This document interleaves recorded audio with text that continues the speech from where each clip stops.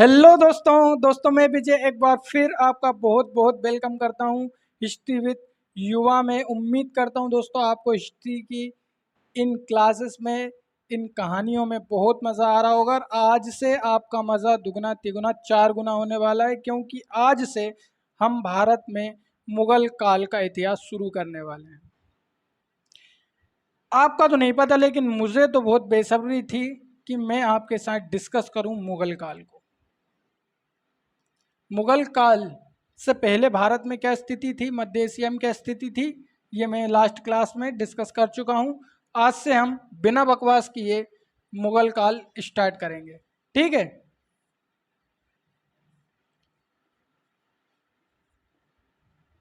मुगल काल, तो ये जो शब्द है मुगल काल, ये आया नहीं है, ये लाया गया है। और इसको जो व्यक्ति लेकर आया था उसका नाम है जहरुद्दीन मोहम्मद बाबर।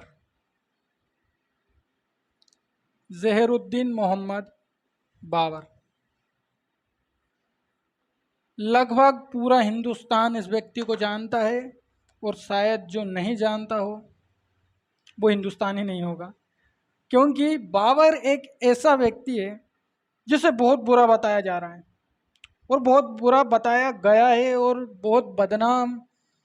जैसे कि वो एक शायरी चल रही ना आजकल मार्केट में कि जितना बताते हो मैं उतना बुरा तो नहीं, चुभने लगा हूँ आंखों में, कहीं छुरा तो नहीं। ऐसी एक शायरी चल रही ना, फिट बैठती है बाबर पे। बाबर को जितना बुरा बताया गया और जितना बुरा बताया जा रहा है, बाबर असल में उतना बुरा है नहीं, न था। बाबर हिंदू और मुसलमान की सियासत में फंस गया और बाबर बदनाम हो गया। कैफी आजमी साहब ने एक बात कही है कि जिस दिन से मेरी बस्ती में हिंदू और मुसलमान बस गए, मेरे नैना इंसान देखने को तरस गए। बाबर फंस गया है इसमें। चलो डिस्कस करते हैं। मैं आपको बता दूं, मैं सतीश चंद्र, हरिश्चंद्र वर्मा, लूसेंट, तुजू के बाबरी और अन्य जो भी बुक्स हैं, हिस्ट्री की बहुत सारी बुक्स हैं मेरे पास, मैं उनके हिसाब से आपके साथ बाबर की कहानी डिस्कस करूंगा। आपको मैं बुक्स दिखा दूंगा ताकि आप मुझ पर डाउट ना करें।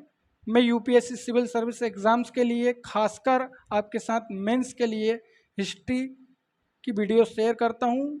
मैं एक स्टूडेंट हूँ, यूपीएससी की तैयारी कर रहा हूँ, बरकतुल्लाह यूनिवर्सिटी से इतिहास की डिग्री मैं कर रहा हूँ, ठीक है।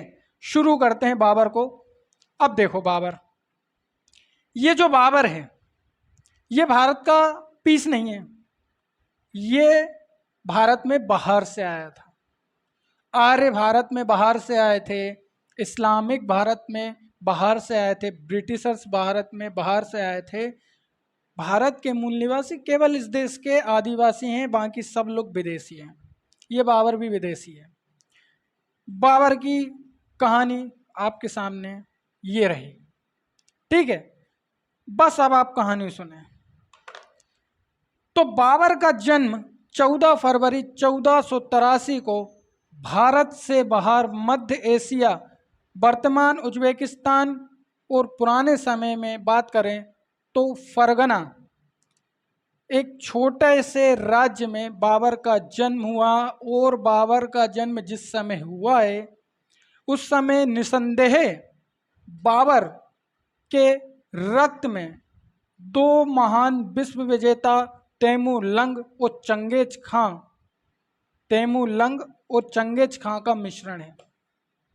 बाबर 14 फरवरी 1483 को मध्य एशिया उज्बेकिस्तान में जन्म लेता है, ठीक है।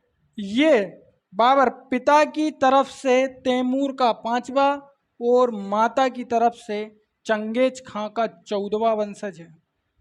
इसमें कोई संदेह नहीं है कि बाबर दो महान विश्व विजेताओं, जिसमें एक तैमूरलंग है और एक चंगेज खां है, उनका वंशज है, उनका रक्त मिश्रण है, कोई संदेह नहीं है, ठीक है। तो फरगना में जन्म हुआ था बाबर का। पिता का नाम उमर शेख मिर्जा, और माता का नाम है कुतुबुल निगार खानम। पिता का नाम उमर शेख मिर्जा और माता का नाम है कुतुबुल निगार खानम। 14 फरवरी 1483 को जन्म लिया है। 14 फरवरी 1483, दिन भी एकदम देख के 14 फरवरी वैलेंटाइंस डे, देखो। खैर उस समय नहीं था, आज की बात है। अब बाबर की उम्र हुई 7 साल की। 7 साल से शुरू करते हैं, ये नहीं है कि पैदा होते से ही बाबर कुछ कुछ करने लगा।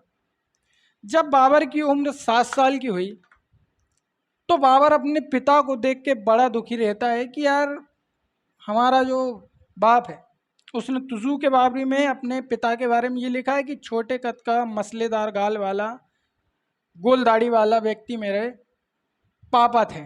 ये लिखता है बाबर तुजू के बाबरी में, इसकी आत्मकथा है। और वो लिखता है कि मेरे पिता हमेशा इस बात से दुखी रहते थे कि यार कल हम क्या थे और आज हम क्या हो गए। कभी हम समरकंद के राजा हुआ करते थे और समरकंद में मिक्की माउस हमारा रखा हुआ है। तकदीर वाला मूवी देखी आपने? बिल्कुल उस टाइप से। तो देख देख के बाबर के पिता को बुरा लगता है और बाबर को भी बुरा लगता है कि मेरे पिता हमेशा दुखी रहते हैं। ऊपर से उमर शेख मिर्जा के रिश्ते अपने रिश्तेदारों से बिल्कुल अच्छे नहीं हैं। समरकंद में और कोई नहीं है, उमर शेख का भाई है इस समय समरकंद में। समरकंद इस जगह है, ये समझ लो आप। यहाँ पर बाबर के एक चाचा राजा हैं, बादशाह हैं, और उमर शेख मिर्जा दुखी हैं इस बात से। बहुत बड़ा साम्राज्य है इनका, लेकिन तैमूरलंग ने साम्राज्य को बांटने की जो प्रथा बनाई थी ना, उसी का ये दुष्प्रभाव है कि आज सब लोग बैठे हुए हैं। बाबर को बुरा लगता है। बचपन से बाबर एक नंबर का तलवारबाज है। शराब में अफीम डाल के नशा करने की आदत है, और जो जो नशा करता है वो एक नंबर का प्रतिभा का धनी होता है, इसमें कोई दो राय नहीं है। बहुत तेज प्रतिभावान व्यक्ति है बाबर। शराब, अफीम, बीड़ी, सिगरेट ये सब करता है। पढ़ाई लिखाई से कोई मतलब नहीं है इसको। केवल और केवल एक ही चीज़ दिखाई देती है कि हमारा पिता, हमारा बाप बहुत दुखी है। अपने पिता को देख देख के बाबर दुखी होता है। वो 1494 में हुआ, ये 1494 एडी में उमर शेख मिर्जा पर अहमद खां और महमूद खां, उमर शेख मिर्जा के 2 साले अहमद खां और महमूद खां ने आक्रमण कर दिया और उमर शेख मिर्जा को फरगना से बाहर कर दिया। और इसी समय उमर शेख मिर्जा की मौत हो गई। बाबर को शराब पीने से फुर्सत नहीं है, बाबर बाहर शराब पी रहा है। इसको जाके 4 लोगों ने बताया कि तुम्हारे मामा ने पापा को बाहर निकाल दिया और तुम्हारे पापा की मृत्यु हो चुकी है, इंतकाल हो चुका है। बाबर इस समय 12 साल का है, 12 वर्ष। बाबर गया। उमर शेख मिर्जा को मारने वाले जो इसके मामा हैं, उनकी प्लानिंग है कि बाबर को और वहाँ के सारे लोगों को हम मार देते हैं। बड़ा लड़का बाबर है, तो बाबर को मारने आए थे, लेकिन उनको ये नहीं पता कि बाबर है ये। एक नंबर का तलवारबाज। बाबर ने तलवार निकाली और दोनों मामा को काट के रख दिया। गया मामा 12 साल की उम्र में।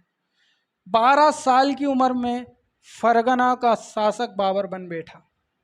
12 साल की उम्र में। हमारे यहाँ 18 साल की उम्र में वोट देने का अधिकार है, 22 साल में शादी करने का। आज भी हमारे यहाँ 18 साल से ऊपर हो जाने के बाद भी व्यक्ति मेरा बच्चा है तू रहता है।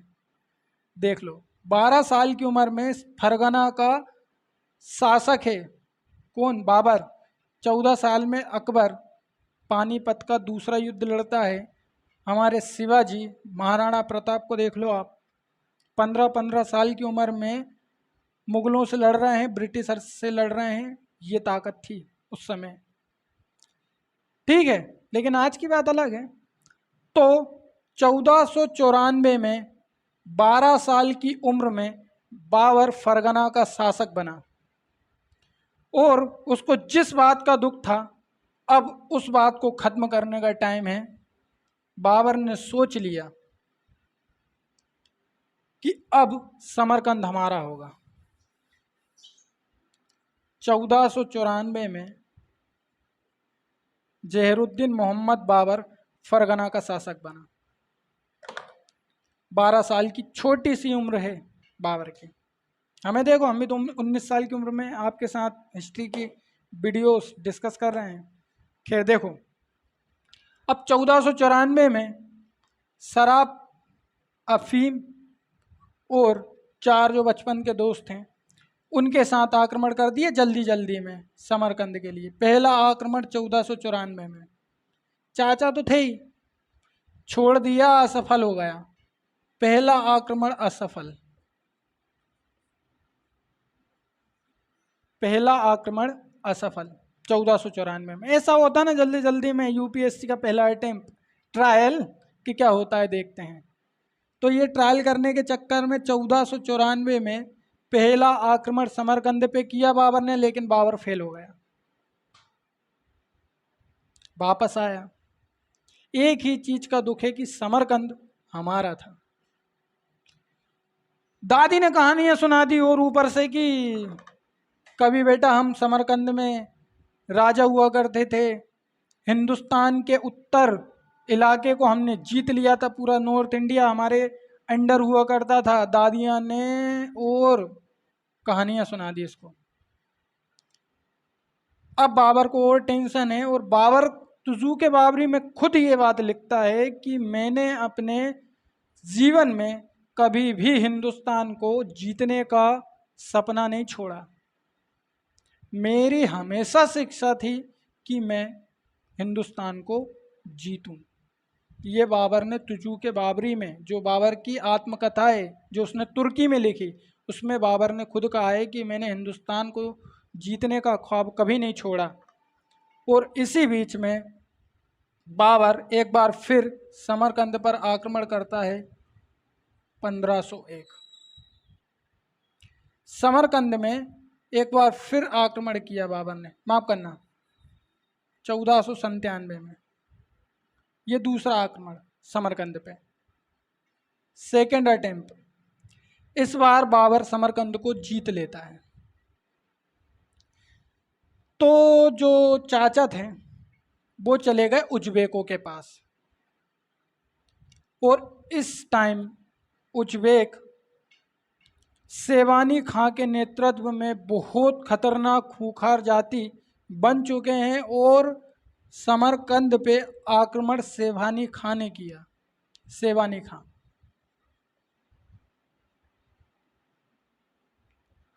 उज्बेकों का नेता है सेफानी खां। सेवानी खां ने समरकंद पे आक्रमण किया और बाबर को जान बचा के भागना पड़ा है, परास्त हो गया बाबर। 1494 में सेवानी खां से हार गया। सेवानी खां ने एक सेना लगा दी बाबर के पीछे, और बाबर भागते भागते आया है, बड़ी मुश्किल से जान बच पाई है। 1501 तीसरा अटेम्प्ट, ये पहला, ये दूसरा, ये तीसरा। दूसरे अटेम्प्ट में ध्यान रखना 100 दिन का शासन बाबर का समरकंद पर रहता है। तीसरा अटेम्प्ट 1501। इस टाइम बाबर गया 1501 में आक्रमण करने, समरकंद को फिर जीत लिया 1501 में, और इस बार बाबर ने 8 महीने शासन करा। इस बार बाबर ने 8 महीने शासन करा समरकंद में, लेकिन उज्बेकों के नेतृत्व में एक बार फिर विद्रोह हुआ और बाबर को जान बचा करके भागना पड़ा। 1501 में बाबर को जान बचाकर फिर भागना पड़ा, और इस बार बाबर ने फरगना को भी छोड़ दिया। इस बार बाबर के हाथ से फरगना भी गया। सेवानी खां ने समरकंद, फरगना, और बाबर आगे आया था हेरात। हेरात पर भी कब्जा कर लिया सेवानी खां ने, और सेवानी खां बाबर का इतना बड़ा दुश्मन बन गया कि हमेशा बाबर के पीछे लगा रहा कि कब बाबर मुझे मिले और मैं बाबर को मारूं।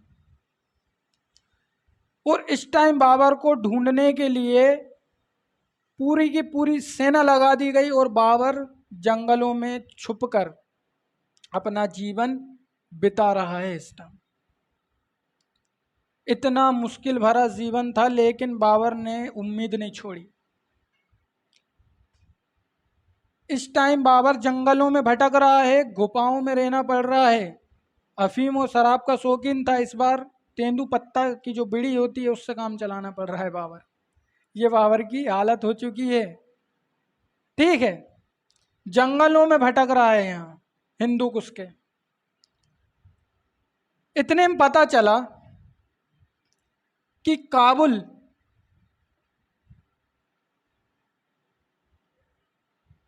इतने में पता चला कि जो काबुल है, ये अपना जो काबुल है, काबुल में भी एक चाचा थे बाबर के, जिनकी मौत हो चुकी है।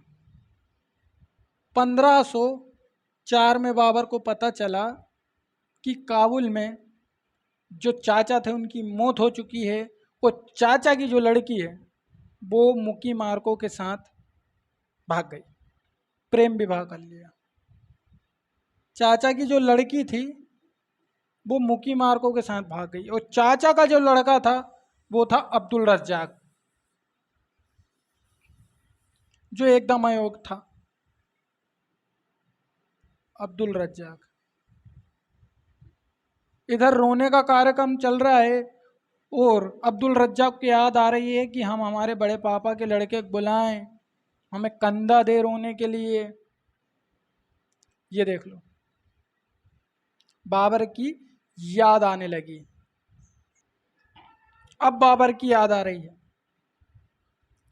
तो अब्दुल रज्जाक रो रहा है। बाबर आया इधर से, ये बाबर आया और बाबर ने अब्दुल रज्जाक को मार दिया, मौत के घाट उतार दिया और काबुल में कब्जा कर लिया।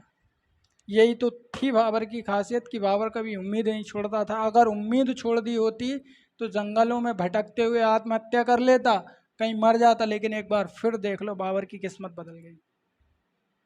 और बाबर की किस्मत ऐसी बदली, इस बार 1507 काबुल में उसने बादशाह की उपाधि ली।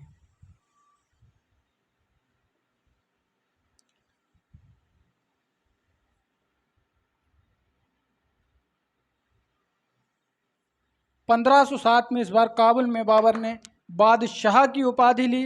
और बाबर इससे भी खुश नहीं है। बाबर को केवल एक गम है कि समरकंद हमारा था। समरकंद के लिए बाबर हमेशा दुखी रहा और हमेशा इस प्रयास में रहा कि कब मैं समरकंद को जीत लूं, क्योंकि पिता का सपना पूरा करना था उसको। ये बाबर की खासियत। 1507 1511 बाबर गम में था। इसी बीच खबर आई कि ईरान के शाह इस्माइल ने फारस के शाह, ये हमारा ईरान है, इधर ईरान, और ये हमारा समरकंद है। इसी बीच खबर आई कि ईरान के शाह इस्माइल ने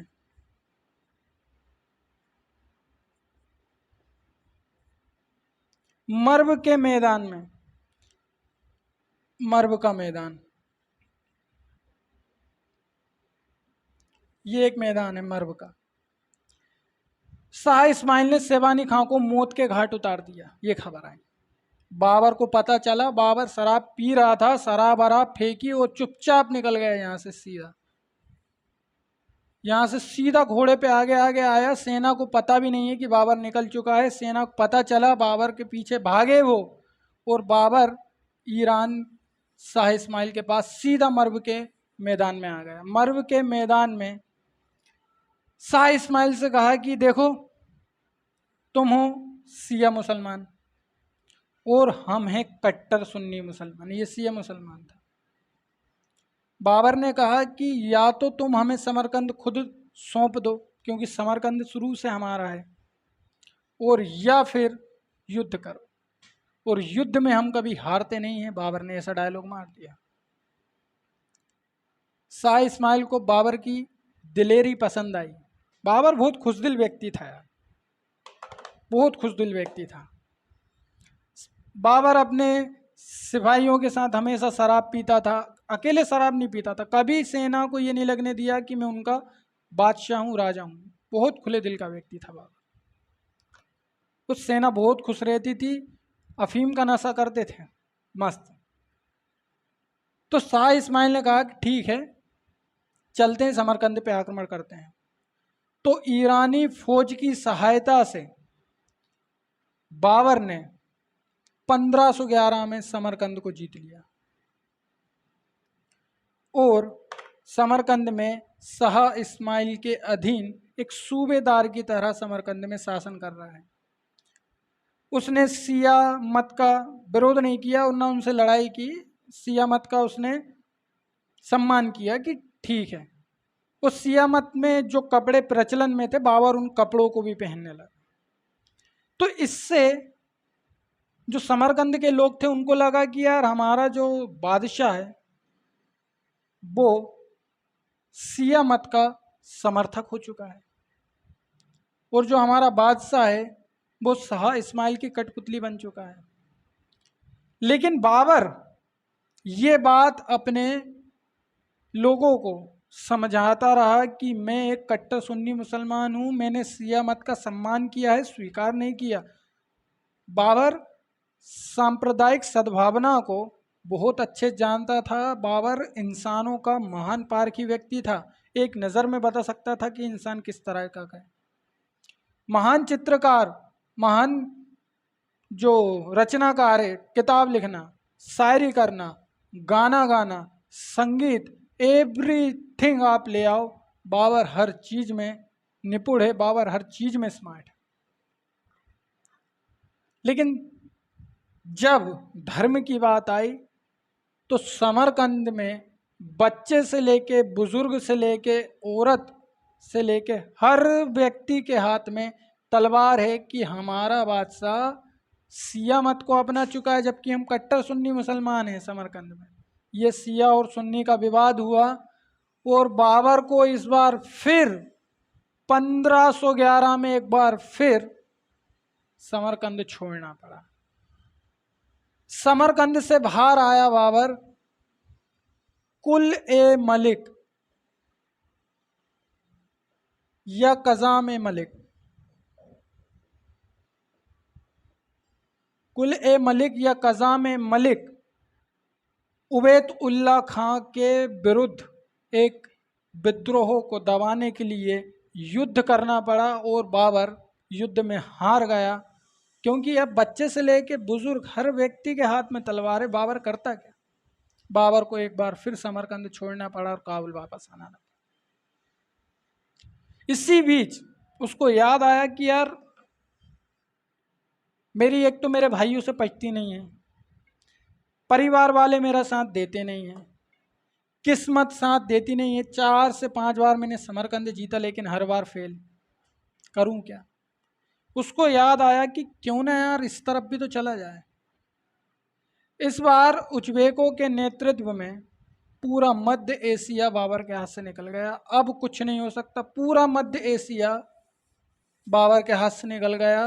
और काबुल कांधार, अबुल फजल लिखता है कि काबुल कांधार में बाबर ने शासन किया, और वहाँ की जो निम्न आय थी, छोटी सी आय मिलती थी, बाबर को टैक्स नहीं मिलता था सही से। तो बाबर इससे भी दुखी था कि यार मैं अपने परिवार को कैसे पालूं, बहुत गरीबी है। और बाबर इस बात से भी दुखी था कि मेरे भाई इस बात से मेरा साथ नहीं दे रहे क्योंकि मैं गरीब हूँ, मेरे पास अच्छी आय नहीं है, सेना को मैं कैसे संभालूं, इतनी बड़ी सेना है। तब बाबर को याद आया क्यों ना इस तरफ मुंह घुमाया जाए, और बाबर ने यही किया, इस साइड मुंह घुमाया। दादी की कहानियां याद आ गई उसको। इस बार बाबर काबुल से सीधा निकला 1519 में। 1519 में किस तरफ? भारत की तरफ। अब बाबर की नज़र भारत पर है 1519 में। अब बाबर ये सोच रहा है कि अब इस साइड जा नहीं सकते, गरीबी सहन हो नहीं पा रही, इस साइड चलो। अब बाबर भारत की तरफ रुख करता है और भारत की स्थिति ये है, बाबर खुद लिखता है कि जिस समय मैंने 1519 में भारत में पहली बार आक्रमण किया था, भारत के लोग आपस में लड़ रहे थे। भारत की जो स्थिति थी वो छोटे छोटे साम्राज्यों में बटी हुई थी। हर एक व्यक्ति अपने आप को सुल्तान कहता था, सबके अपने अपने नियम कानून थे, सबकी अपनी अपनी कहानियाँ थी, सबके अपने अपने अर्थशास्त्र थे। बाबर ने बताया है कि दिल्ली में कौन था, बाबर ने बताया है कि दक्षिण भारत की क्या स्थिति थी। पूरी जानकारी बाबर के तुजू के बाबरी से मिलती है। और बाबर ये भी चाहता था कि मैं हिंदुस्तान की भाषा शैली को सीखूं, हिंदुस्तान की जो प्रकृति है, बहुत सुन रखा था उसने हिंदुस्तान के बारे में, मैं उसको देखूं।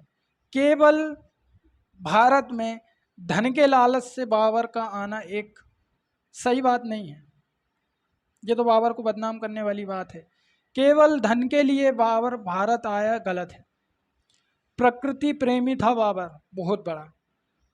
बाबर भारत की भाषा शैली और बाबर भारत के जो आर्किटेक्चर था उसको देखना चाहता था। क्योंकि देखो, बाबर के साथ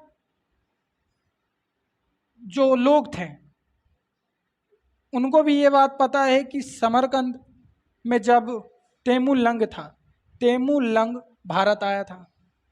तैमूर ने भारत से कुछ लोगों को समरकंद लेकर गया था, जो लोग दस्तकार थे, यानी कि आर्किटेक्चर यानी कला शिल्प में निपुण व्यक्ति थे। और उन्होंने वहाँ समरकंद में कैसे स्ट्रक्चर बनाए, कैसे समरकंद में कला शिल्प में साथ दिया, ये बात बाबर को भी पता थी। इसलिए बाबर भारत में भी आना चाहता था। केवल एक चीज़ नहीं है कि बाबर इसलिए आना चाहता था कि बाबर को भारत से धन संपत्ति चाहिए। भारत की धन संपत्ति का क्या कहना, भारत हजारों ट्रिलियन, आज हम 5 ट्रिलियन इकोनॉमी की बात करते हैं, हजारों ट्रिलियन इकोनॉमी का देश था। ऐसे ही थोड़ी भारत को सोने की चिड़िया कहा जाता है। तो 1519 बाबर बढ़ा भारत की तरफ। उसने यूसुफ जाई, इसको मैं मिटा दूं जरा, यूसुफ जाई ये सिया मत के लोग हैं, लेकिन बाबर इसलिए आक्रमण नहीं कर रहा कि ये सिया हैं। बाबर इसलिए आक्रमण कर रहा है कि भिड़ा और बाजोर और सियालकोट ये भारत के प्रवेश द्वार माने जाते थे। बाबर ने 1519 में भिड़ा पर आक्रमण किया और बाजोर पर, और दोनों किलों को जीत लिया। पंजाब का जो सूबेदार था इस समय वो था आलम खां और दौलत खां लोधी, ये दो। दिल्ली में इब्राहिम लोधी के अधीन पंजाब एक छोटा सा सूबा था, लेकिन जो पंजाब के सूबेदार थे आलम खां और दौलत खां लोधी, वो एक स्वतंत्र शासक की तरह सत्ता को चला रहे थे, स्वतंत्र सत्ता चला रहे थे। और वो दिल्ली की अधीनता स्वीकार करने के लिए तैयार नहीं थे। वो नहीं चाहते थे कि हम दिल्ली को सलाम ठोकें। तो बाबर आया 1519, बीड़ा पे आक्रमण कर दिया और दौलत खां और आलम खां ने ये विश्वास दिलाया कि हम बाबर तुम्हारा साथ देंगे। ये हुआ। अब 1519 में बाबर जैसे ही भिड़ा को जीत के वापस लौटा, किसी के अधीन किया होगा उसने भिड़ा को, नाम नहीं मिलता, और वापस काबुल लौटा, दिलावर खां लोधी ने पाला पलट दिया। दौलत खां लोधी ने, माफ करना, दिलावर खां नहीं, दौलत खां लोधी। दौलत खां लोधी ने पाला बदल लिया और भिड़ा पर कब्जा कर लिया और बाबर के जितने भी सैनिक थे उनको बाहर निकाल दिया। बाबर 1520 में फिर आया। 1520 में आया तो दौलत खां लाहौर की तरफ बढ़ रहा था कि मैं लाहौर को जीत लूँगा और बाबर से काबुल कांधार को भी छीन लूँगा। ठीक है, आओ, क्या दिक्कत है, थोड़ा सा मैं मिटा दूँ। देखो, काबुल, ठीक है, ये है पंजाब, दौलत खां 1520। तो दौलत खां लाहौर की तरफ बढ़ने लगा कि मैं लाहौर को भी जीत लूँगा और इधर से सीधे जाके काबुल कांधार पे अटैक कर दूंगा। उसको नहीं पता था कि बाबर आ रहा है। 1520 में बाबर फिर आया। वो जैसे ही आया तो खतरनाक तो लड़ाई लड़ता ही था वो। बाबर की ये खासियत थी कि युद्ध मैदान में सबसे सामने और सबसे आगे लड़ना है, पीछे लड़ने वाला काम ही नहीं है हाथी बैठ के, सबसे आगे लड़ता है बाबर। और 1520 में उसने दौलत खां को युद्ध में हराया और माफ भी कर दिया और वापस पंजाब लौटा भी दिया। ठीक है, इधर इतने में काबुल कांधार पे उज्बेकों ने हमला कर दिया। इधर जाए तो ये परेशान करते हैं, इधर जाए तो ये करे क्या बाबर। तो बाबर वापस लौटा। 1.5 साल की घेराबंदी करनी पड़ी काबुल कांधार को वापस जीतने के लिए। 1.5 साल की घेराबंदी, ठीक है। तो 1.5 ईयर बाद बाबर अब काबुल में है। इतने में दौलत खां एक फिर से बेईमानी कर रहा है। दौलत खां के पास और इब्राहिम लोदी के पास बाबर ने एक दूत मंडल भेजा दिल्ली, पंजाब और दिल्ली दोनों जगह, कि भाई हमने जो जो इलाके, यानी तुर्कों ने जो जो इलाके जीते थे वो आप वापस कर दो। तो दौलत खां ने क्या किया कि पत्र को फाड़ के फेंक दिया और जो व्यक्ति आया था यहाँ से यहाँ जाने के लिए उसको वहीं कैद करके रख लिया दौलत खां ने। बाबर को पता नहीं चल पाया। 1524 में बाबर ने फिर आक्रमण किया और इस बार भिड़ा और सियालकोट को पूरी तरीके से जीत लिया। सियालकोट पंजाब दोनों को जीत लिया और यहाँ से वापस लौट गया। इसी समय 1525 में दौलत खां, आलम खां और दिलावर खां, ये दौलत खां लोधी का लड़का है, दिलावर खां लोधी। दौलत खां, दिलावर खां, आलम खां, मियाँ भुआ, काला पहाड़, ये सब एक व्यक्ति के नाम हैं, मतलब अलग अलग व्यक्तियों के नाम हैं। और हमारे राजस्थान का राणा सांगा, इन लोगों ने बाबर को इनविटेशन दिया कि आओ इब्राहिम लोदी को दिल्ली से बाहर करो। और इस समय बाबर काबुल में है। अब बाबर आएगा 1526 से, जो शुरू होगा सीधा 1530 में जाकर रुकेगा जब उसकी मौत होती है। तो नेक्स्ट क्लास का आपको दोस्तों इंतज़ार करना पड़ेगा। चैनल को सब्सक्राइब करके वीडियो को लाइक करना पड़ेगा, बेल आइकन को प्रेस करना पड़ेगा।